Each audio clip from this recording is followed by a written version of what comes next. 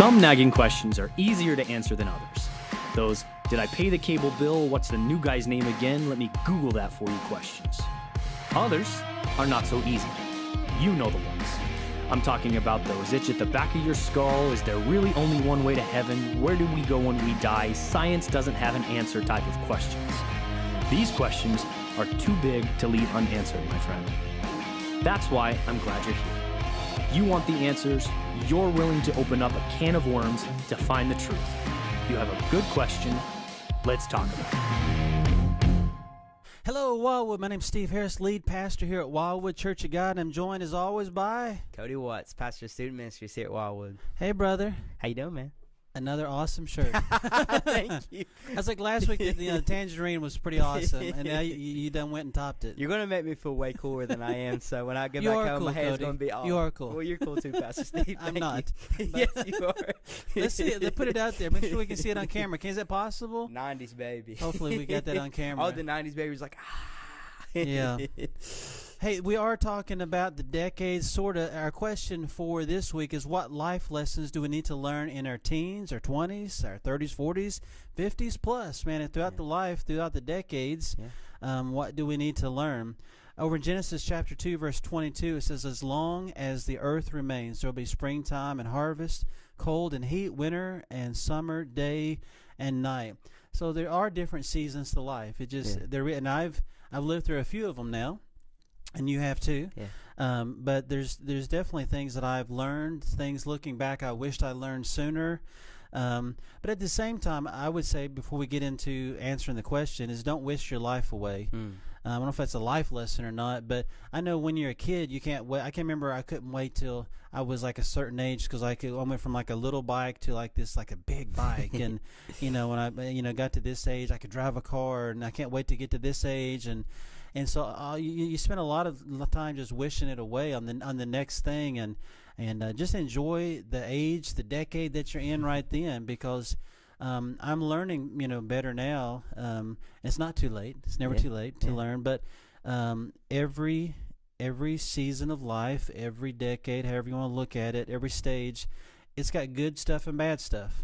Stuff is really, really hard, and stuff is really, really fun. If you want it to be. And so I think sometimes we can kind of get tunnel vision and just see all the negative, the bad stuff, but there's good in all of it. Absolutely. So don't wish your life away, and also too, just a big concept, and then we'll start going through it. Is it does kind of, we talk about it, and when it comes to money, compounding interest.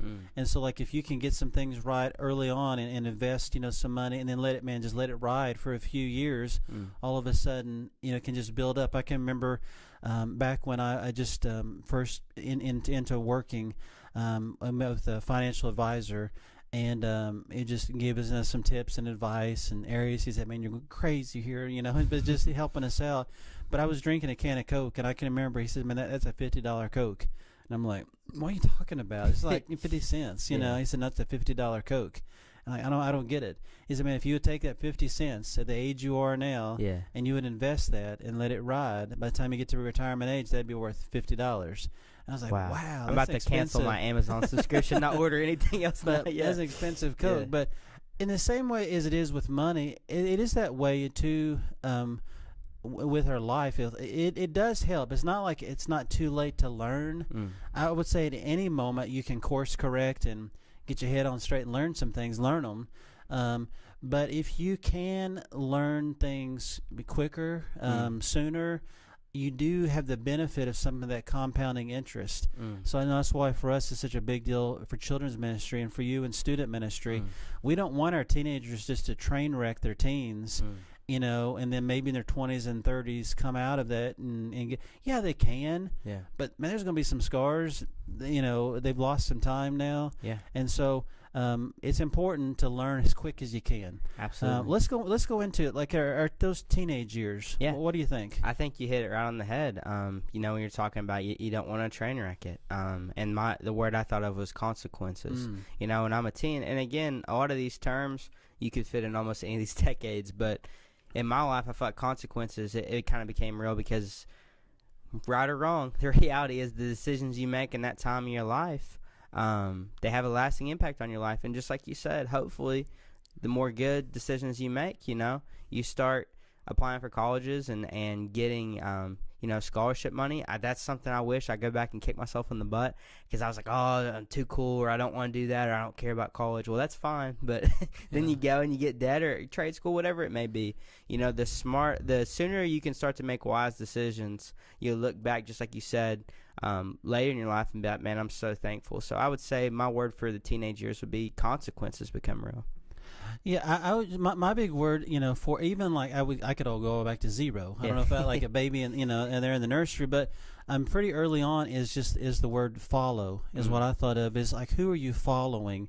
I know it's not, teens like want to think they're following anybody, but that's like literally a big thing. Is who am I following on social media? Who am I listening to? Who am I watching on YouTube? And we've said it before, show me your friends, I'll show you your future.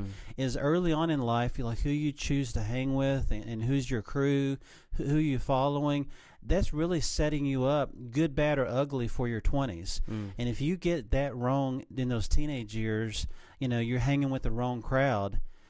It's not that you can't come out of it, but it's going to hurt like crazy coming out of it. And so it's possible. So I would really, if I was in front of teenagers, I would often, talk about friendships and like who you walking with, who you hanging out with. I know they start to. I have teenagers right now. They start to date, those kind of things start to become important, and at the time they think, well, it's no big deal, but I mean it's a huge deal who you're walking with, because those friendships are going to set you up for the next season. Absolutely, that's great. Let's do 20s. Okay. Woo, that was quick. We're through the teenage years. Hope you got all the answers now. We're looking back there. Yeah. I just want to, let me go back to the teen. Can I go back? Yeah, let's do it. Rewind the tape. Let's go back here. Just edit that out. Again, at any stage of life, learning to follow Jesus would be a win. If you're on your deathbed, please, if you've not followed Jesus, it's not too late. Eternity is in front of you, so there's more time in front of you than behind you, even if you're in your 80s or 90s. But I do think in those early years, when we're a child in elementary, middle school, high school, those teenage years, not that it's easy, but it's more easy, I think, to receive Jesus then than at any other time, because you're not just figuring out, Jesus, you're figuring out everything, and so you're kind of laying that foundation. And so if you can, begin to trust Jesus early on and have a relationship with him, that foundation will serve you well the rest of your life. That's why the Bible says, train up a child in the way he will go and will not depart from it. It's just, it is so hard once the foundation has been laid to ever build anything different on top of that. Absolutely. And so that gives me hope as a parent. I've laid the foundation, that's going to be there. What happens if you make it out of those children, those childish years and those teenage years, and you're not walking with Jesus, and you get into your 20s, all of a sudden, man, you're going to get hit with a lot of stuff coming your way. And I know it's more now because of social media and TV, the internet and all that, but even more so as you are not around your parents as much and what they valued and what they believe, you're going to start hearing things you've never heard, seeing things you've never seen, pulling you in a lot of different directions. If you make it through your 20s and into your 30s and 40s, again, a lot of things start to get set. And there's exceptions, but for the most part, the only people that get saved as adults, it's after a train wreck, like we talked, or a crash happens. Like something has to break that bad foundation that was set so it can be rebuilt on. And again, that hurts. Yeah. It just hurts. But I have seen, adults who weren't walking with Jesus after a divorce, after a sickness, after a loss of job, when everything in their life was just shaken, begin to say, okay, maybe I didn't learn everything. I need to think about this again. Yeah. And then they become a Christian. I would just say, if you can do that early on, set the foundation early on. Love Jesus early. Yeah, and it's the thing that we hear all the time. When you hear somebody come to Jesus and they're like, "Man, I'm really glad I waited until now." They always say, "Man, I wish Right. when I was." And it's not, and it's absolutely, I mean, to avoid the consequences, because we're all human. We're all like, "Man, I wish I could have avoided."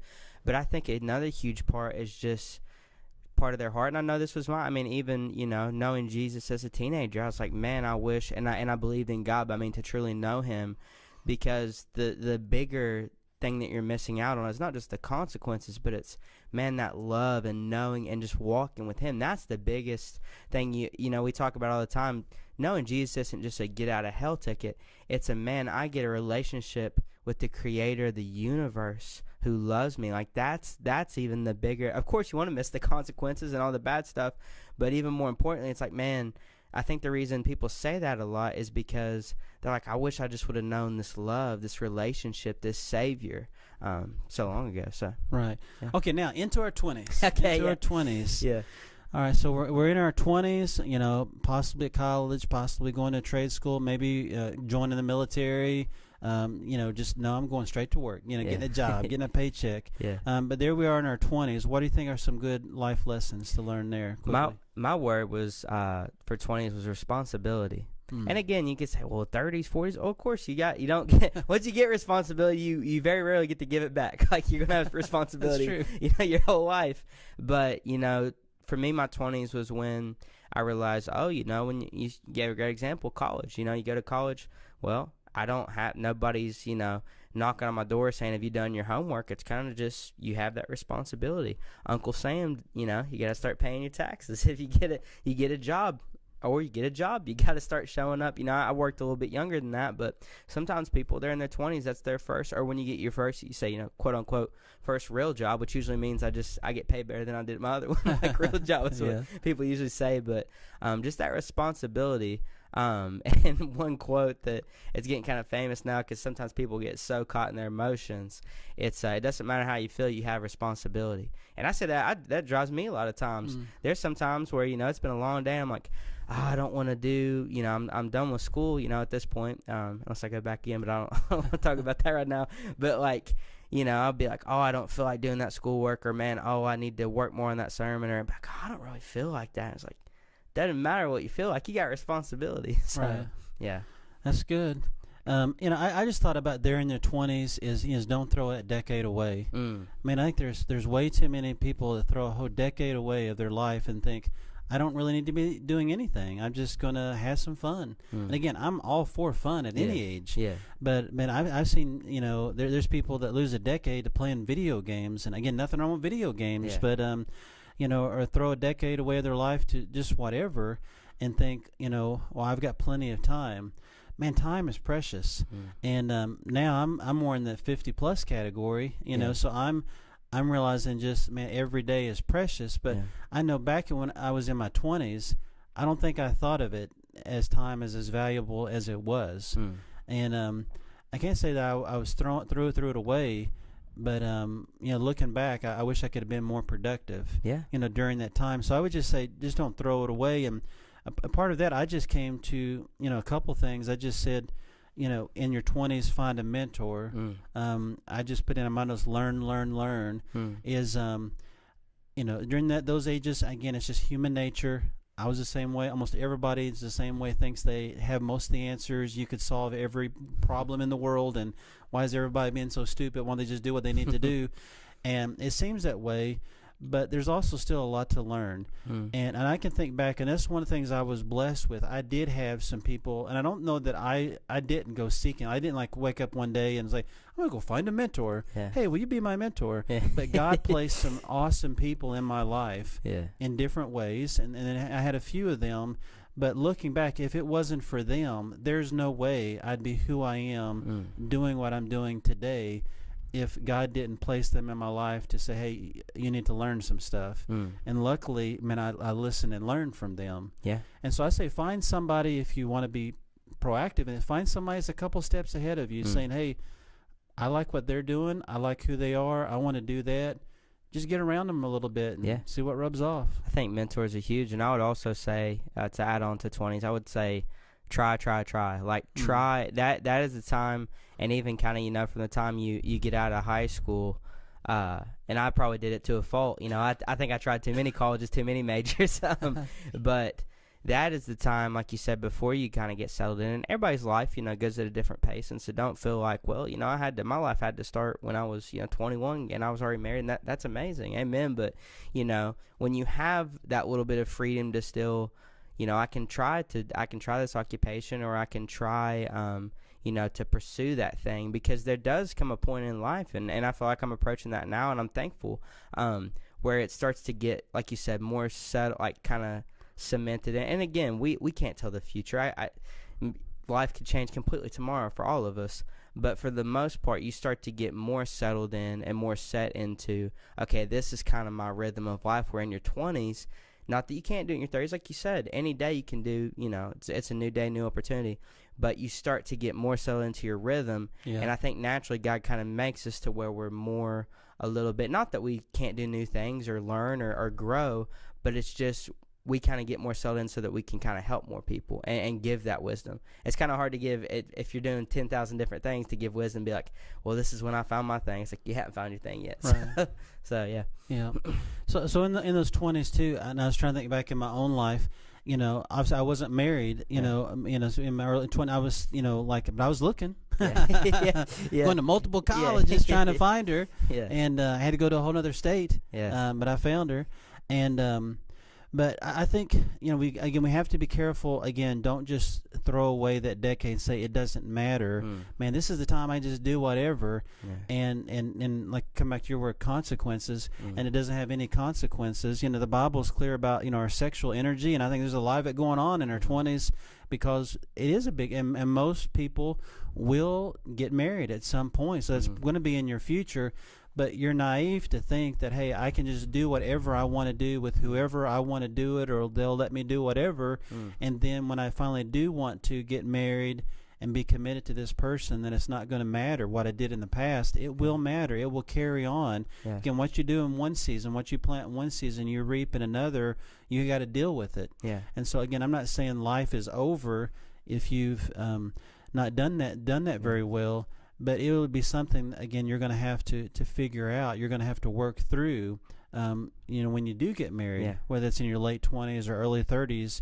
And so, and I think on that topic too, unfortunately, it's nothing necessarily new to this generation, but you kind of grow up and you'll see like the rock stars or the famous people or the athletes, whoever. But I can't tell you how many documentaries I've seen where, if it's the rock star or the, I think I saw a professional wrestler or whatever. And just like what you said, speaking specifically, with kind of giving yourself away sexually, and then it's devastating to see that person that, society's like, oh, they're the man or they're the woman or whatever, and and then it's like they find that one person they want to share their relationship with, and it's damaged. They're starting from a place, and that's, we're talking about sexuality, but honestly, in every aspect of your life, we just don't want you to start like behind. Is that the term, behind the eight ball or whatever it is? Yeah. We don't want you don't want to start off in a damaged place and have to, work through that unless, if you don't have to. You want to try to follow God and follow Jesus as much as possible, so that when you enter that, it's like, man, that life has enough obstacles. Don't try to bring more intentionally. Like, you don't want to have to go over that obstacle. Right. So the 30s and 40s, we're growing right along. Let me tell you about it. No, I'm just playing. I'm going to kind of default to you, brother, and throw some. It's all theoretical at this point in my life. But you're definitely somebody I've looked up to, since way before I was even 20. So, what you got, man? Well, I think 30s and 40s. Obviously, I'm 50 now, so I mean, I'm right. I've gone through that. I think in our 30s and 40s, the words that I put down were margin and priority. What happens for a lot of people, not everybody. Again, I know we're talking in general terms today, but usually, not always, usually by your 30s and your 40s, if you're going to get married, you have. Again, doesn't mean somebody can get married in their 60s, But across the board, for the most part, if that's going to happen for a lot of people, it's already happened. So now you're getting married. On the heels of that usually quickly come children, not in every family, but in a lot of them that happens. By then, no matter what you were doing in your early 20s, by now you've realized, okay, wow, people are not going to give me stuff. I got to get a job. And so you've got a job, whether it was the job you dreamed of or not, you're working somewhere, or maybe a couple somewheres. And so life is kind of rolling now. You're rolling along. You're married. You've got kids. You've got a job. You would call it a career. You're starting to get stuff. You maybe getting a house. You buying a car. You've had used cars, and now you buying a new car. You buying stuff you didn't even know you'd buy. You buying couches. Yeah. You're buying curtains. Yeah. You never bought curtains in your 20s. You buying nachos, but now you're buying curtains and decorations and stuff like that. But I think what can happen, and what I would say life lessons to learn, is if you're not careful, in the same way I said don't throw away your 20s, a lot of people unintentionally, and they do the very opposite of what they mean to. They throw away their 30s and their 40s, what matters most to them. And it's those relationships. They grow up saying, in many cases, I'm not going to be like my parents. I'm not going to be like the world in this way. And they end up doing a lot of the same stuff. Is they make their career their everything. And that beautiful spouse that they married and promised all these wonderful things to, they kind of ask them just to take it. Hey, I've got to work over. I've got to do this. And they kind of put them back there. The children who they love and they're excited for and would want to do, and they think they are doing everything for, they realize sometimes by their late 40s when their kids are now teenagers and leaving home themselves, is like, man, I can't get that time back.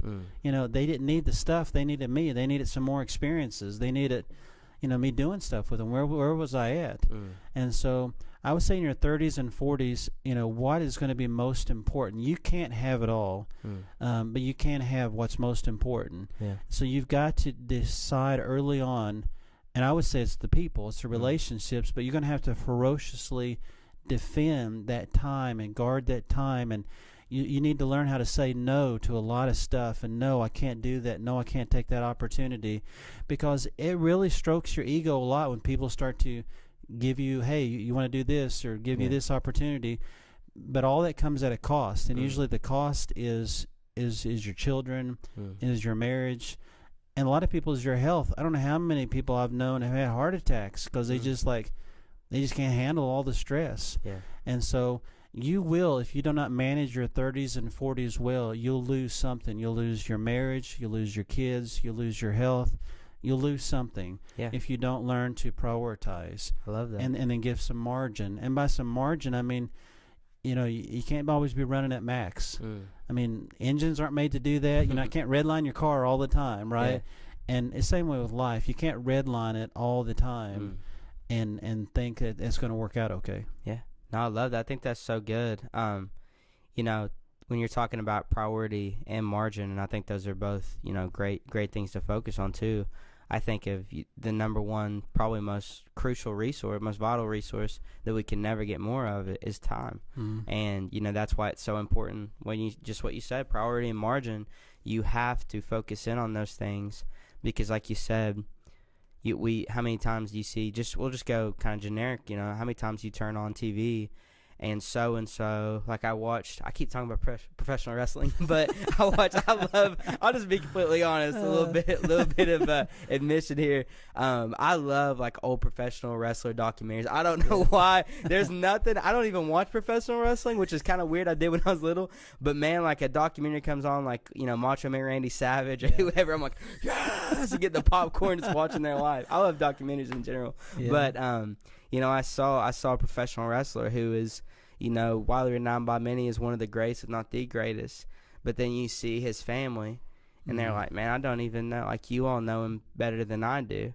And the guy never said anything, but I know that has to be devastating because just as much as any part of your legacy, and that's something you do excellent at, is having that relationship with your loved ones and your friends. Because at the end of it, again, not that people won't know you and love you, even if, big and famous like that wrestler I was talking about.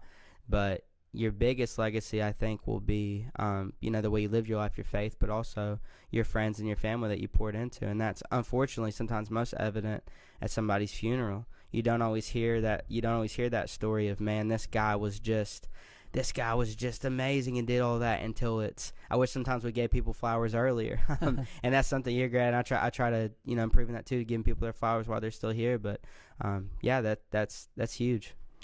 And then, so we're on to our 50s and beyond. So we'll just, however long life gives you. Some of the words I wrote down was influence and legacy. At some point in your life, and I don't think I'm there yet. I'm still looking ahead. But at some point, you do start looking back and saying, what am I leaving behind? because at some point you start to realize, hey, I've probably got more days behind me than I do in front of me. But when you get to 50 plus, I mean, hopefully, you're coaching somebody. You've got some people in your life. You're sharing some of that stuff that, just like somebody shared with you. You didn't think all this stuff up. Somebody shared with you, and hopefully you're sharing it with somebody else. Proverbs 20 verse 29 says, "The glory of young men is their strength, but the gray hair is the splendor of the old." And so again, most young guys, they're not physically intimidated by an older guy. Most young men, they're not threatened. Hey, oh no, we're playing basketball against this guy, and so it's not their strength, but it's their wisdom, and so that's what you have to offer in your later time in life is you have learned some stuff, and either maybe you learned it, well, or you came up through a life of hard knocks. You're like, man, I literally know how to do everything wrong. Let me tell you, so you can do it right. But one way or the other, hard or easy, by the time you get to 50 plus, you've learned a lot of stuff. You got a lot to share. And so I would say, be thinking about your legacy. What are you leaving behind? And I think too, when you get to be that 50 plus, there's a part of you that starts to kind of, I don't know, I don't get angry at it, but you start to mourn like what's lost. Like I know, like even like physically, like I know I used to I could play whatever. Yeah. And that's fine. I could go at it hard. Yeah. And then like give me a couple hours and like a night's sleep and let's go again tomorrow. Yeah. And I can go hard right now still, but give me a couple weeks. Yeah. It's so funny. I don't know why I really thought you were messing, which the math makes sense in my head now that I think about it. But like the first time you told me you're turning 50, I was like, whatever. I didn't believe, and then you said it again the next day. I was like, oh man, he's really taking this serious. Like this, whatever he said. I'm like, oh, he really is 50. Like I think your memory goes too, so I may not be right. Usually I miss it. What's my age? I don't know. And that's kind of what I wrote. And again, it's hypothetical at this point. I'm in my late 20s, but I kind of put supporting the next generation and generosity because I heard a comedian say it's so true, and I think one of the best things you can be generous with, and maybe you're like, some people hear that, and as soon as they hear generosity, they think, oh, money, oh, no, I've worked hard for my money. Well, listen, I mean, that is good to be generous with your money, but also I think wisdom is one of the best resources, and you hit on that, being generous with wisdom. I heard a comedian say that a 50-year-old janitor, a 50-year-old construction, or whatever, a 50-year-old, fill in the blank, is is more wise than the smartest, most intelligent, MIT, Harvard, whatever, because they've been alive longer. I love that, what you just quoted from Scripture.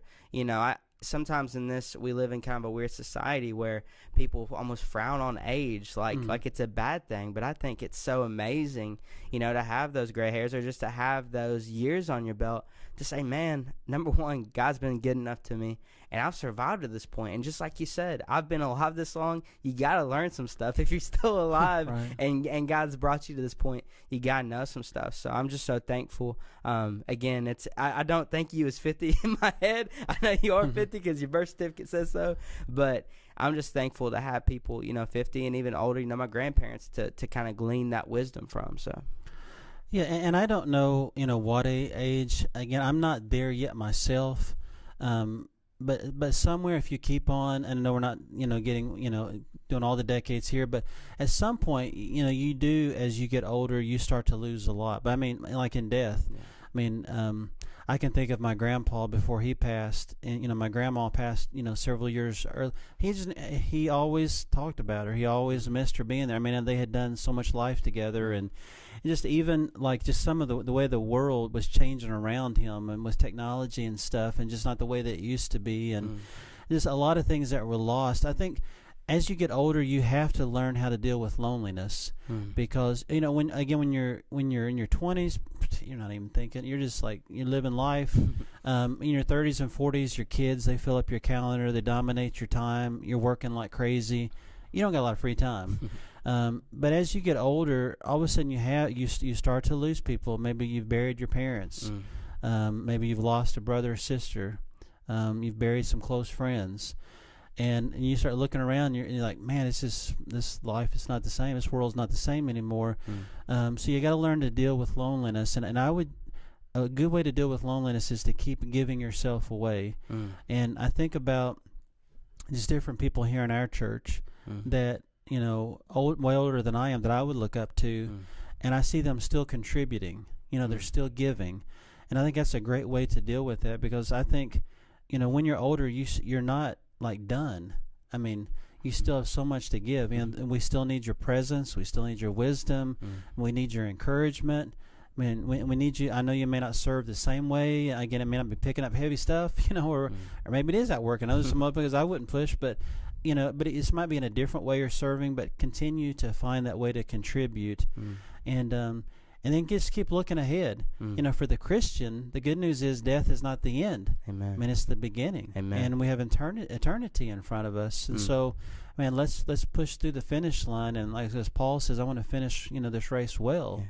And so hopefully, as we get into those 60s, 70s, and if we're blessed, with that kind of age, that you're looking at that finish line with some expectation of, hey, I can't wait to what's next. I love that. And I think it's so good. I mean, just like you said, at those, when you're hitting, 60s, 70s, 80s, you give a great thing you can give, to the younger generations is wisdom. But I would say if you're in the younger generation, no matter how old you are, as a kid, as a teen, I was thinking of my grandpa as you're saying that. Like, it blows my mind. He grew up, with horse and carriage, and didn't have bread from a store till he was 12, and just, used to listen on the radio. And I think if now him looking at like Skype or, FaceTime, and it's crazy to me. But, he gives me so much wisdom. But I think what we can give, to people who are older than us who give us that wisdom is comfort.